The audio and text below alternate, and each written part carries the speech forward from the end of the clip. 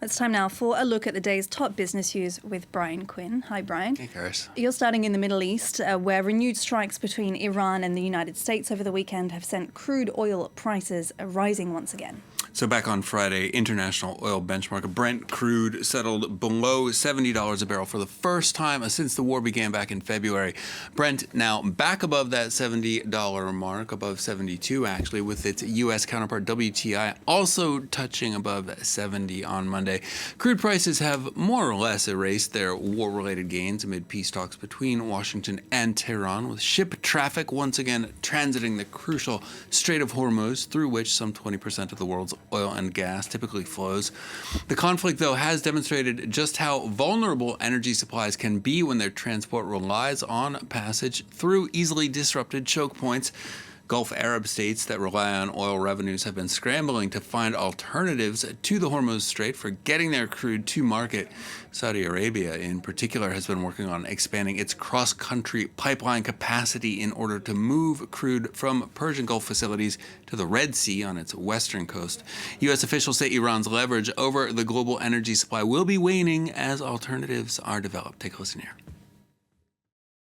The Gulf Arabs are creating all kinds of alternatives to the Straits of Hormuz. The UAE is moving oil through its pipeline that it's expanding. The Saudi Arabia is moving oil through its pipeline that it's expanding. We will create alternatives to our basing posture there. We will harden some may go underground, others will move. So this leverage that Iran thinks it has now is diminishing faster and faster, literally every week.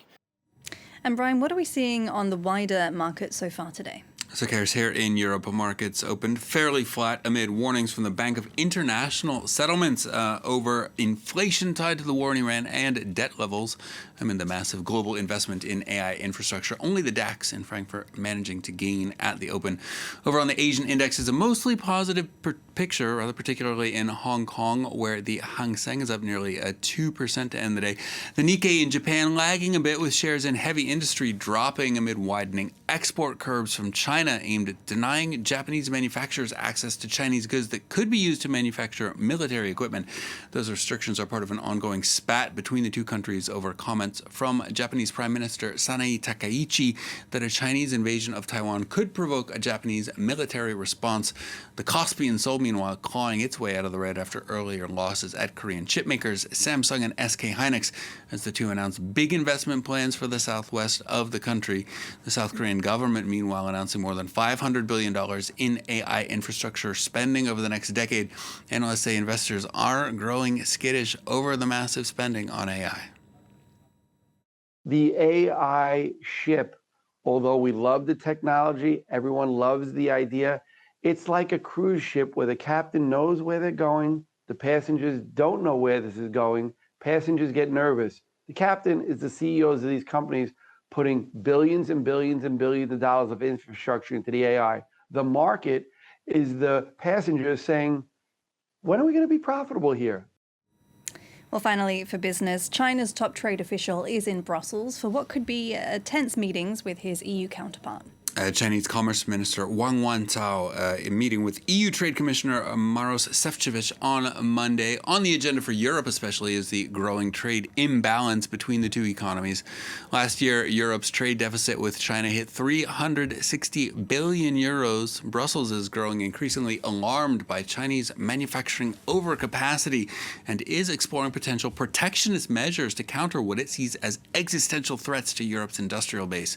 From 2005 to 2024, Chinese companies received anywhere from 3 to 8 times the level of state subsidies compared to businesses in the OECD group of Western economies. Brussels is reportedly considering new higher tariffs on Chinese goods, import quotas, and even a potential new instrument that could compel European businesses to diversify their suppliers in fields like microchips and rare earth minerals. Europe will be walking a fine line, though. It absolutely wants to avoid an all-out trade war with its second largest trading partner, China. All right, Brian Quinn, thank you very much for that business.